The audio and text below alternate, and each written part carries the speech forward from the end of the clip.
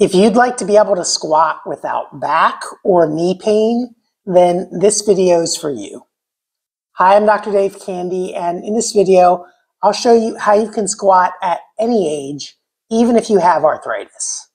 Now, many people have falsely been told that squatting is bad for their back or bad for their knees. But often that's by people who don't know how to squat correctly. And yes, sometimes that's even doctors. Now, many people think of the squat as sort of a two-dimensional exercise where you're moving back and forth in this plane. But the squat is more than just a quad exercise. It's more than just a leg exercise. It's actually a whole body core exercise that involves all three dimensions of motion. And in order to squat properly, you have to consider all of those things. So we're going to go through the proper technique for squatting in this video, and regardless of what your fitness level, I'm going to show variations for people who have very poor mobility along with advanced mobility. So let's get started. The squat is essentially a dynamic balance exercise. It's about maintaining your center of gravity inside your base of support or inside your feet. If you get too far forwards or too far backwards, or if you start moving too much from side to side, then it can in fact put you at risk for injury. But we're going to start out with finding your center of gravity. And that will vary based on whether you're doing a bodyweight squat or whether you're doing a back squat or a front squat. Even just a squat with your arms out in front is significantly different than a squat with your arms up over your head. So we want to start out by finding your center of gravity. And a lot of times that varies based on where your load is.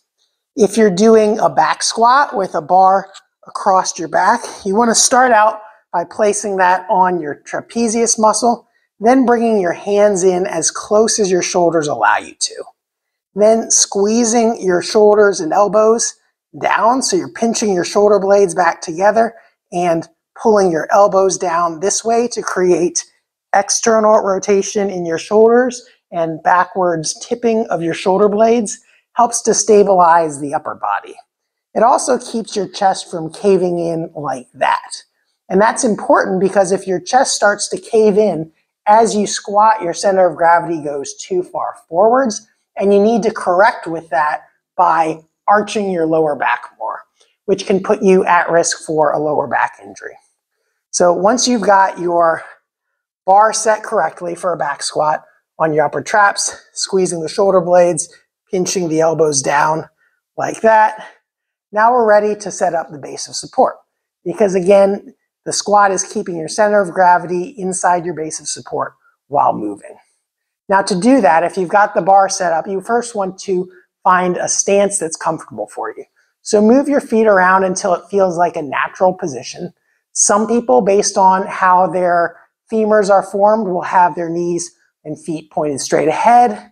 Other people will have them pointed slightly outwards, and other people will have them really far outwards. Your stance width will also base on your anatomy. So some people will have a naturally narrow stance. Some people will have naturally a wider stance. In general, just find what feels comfortable for you. The more retroverted your hips are, or the more your knees are turned out relative to your hips, probably the wider you'll need to be, and the more turned out you'll have to be. That is kind of how my anatomy is, so that's how I'm going to show it. But for people who naturally point straight ahead, that's perfectly okay too. But find what feels comfortable for you. Now, regardless of what your anatomy is, as far as your foot and knee rotation, as you squat down, your knees are going to have to come out a little bit. The reason for that is the ball and socket joint of your hip is not made to go straight forwards and backwards in straight plane flexion and extension. The neck of the femur actually faces up, in, and slightly forwards, so the natural rotation of the hip is in an angle like this. So even if you do tend to face straight forwards with your knees and your feet, as you go down, your knees are going to have to bow out just a little bit. And that's based on the angle of your hip joint. So Get your load position set right, pinch your elbows, find your foot position, shift side to side.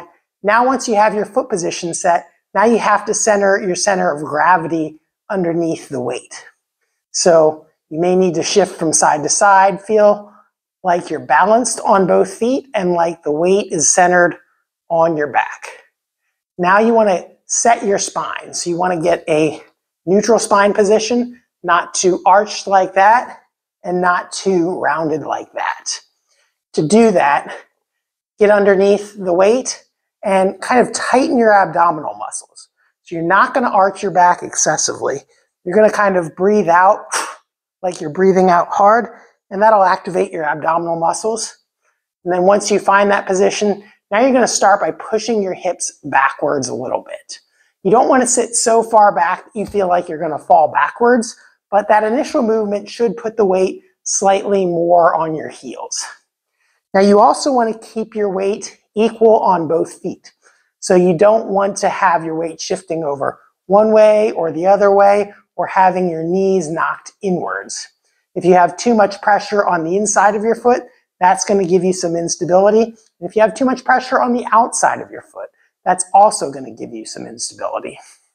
So push your hips backwards, and then you're dropping more or less straight down like this. You want to keep equal pressure on your heels and your toes. And if you have to adjust your position after the first repetition or two, find where you're most stable and then go through the range of motion only that's comfortable for you, that doesn't bother your back or your knees. Now, let's say you have some arthritis, you haven't squatted for a while. You don't have to go down into a full squat. You can start out with your arms out in front of you. That will counterbalance you. Again, this will bring your weight a little bit more forwards, brings your center of gravity forwards. And so you can sit back more on your heels. That utilizes your glutes more and your quads less. And by doing that, that puts less compression on your knee joints. So sit back. And if you're just starting out, you can do this in front of a chair and just do little mini squats like that. You don't need to hold on to something.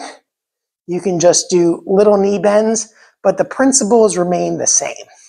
You want to have your center of gravity stacked, your foot position set to where your knees are in an appropriate angle, slightly turned out or pointed straight ahead, and then push your knees out so they're aligned over your toes.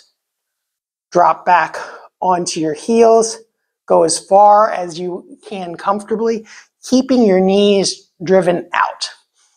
The natural tendency for most people is going to be to roll in. So you don't want to think about just going straight down. You actually want to think about driving out, and that's going to prevent you from collapsing in. So sit back, knees driven out, and then just go down like this. Now additionally, spine position. If you have a lower back problem, it's really important not to squat with too much arch in your back like this, or not to allow your back to round out too much when you're squatting. To do that, you can use a dowel rod or a broom handle and put it on your lower back. Start out by finding your stance, stacking your trunk, and you can see how the dowel rod is flat on my back here. There's not a lot of gap like this, but it's also not coming up off my bottom here. So find your neutral spine position like this, and then try to sit back, keeping that position. And again, just go through the range that you feel comfortable going. Again, you don't want to allow this to happen. You also don't want to allow this to happen. Now, most people will do relatively okay going down as far as back arch, but then when they start to come back up, that's where a lot of people will kick out into extension like that. So sit back, drive the weight through your heels, keep the knees driven out to the side, and drive the heels through the floor. Keep the knees driven out to the side while keeping the rod flat on your back. So like that, and then driving up. Like that, drive up. Now, if you need to add additional resistance and you don't want to use a bar, you can also use 2 dumbbells or 1 dumbbell. This is going to drop your center of gravity down lower. And so you want to drop the dumbbells down in line with your feet. That keeps your center of gravity inside of your feet. And then push back up the same way that you would. If you are using dumbbells on the outside, you really almost have to push your knees out into the dumbbells to keep that knee alignment in check. As an alternative, you can use 1 dumbbell and just squat down with it in front of you this way. And that helps keep your center of gravity more inside of your body. Hopefully you found this video helpful to learn how to squat with less pain. Leave a comment down below letting me know what you thought about it. And if you know someone else who may benefit from seeing it, please share the video with them. And if you'd like to learn additional tips about another great leg exercise, check out this video on how to do lunges without pain over here. Before you go, if you found this video helpful, make sure to give it a like and subscribe to our channel so you can get notified of our future videos. Thanks for watching, and I'll see you in the next video.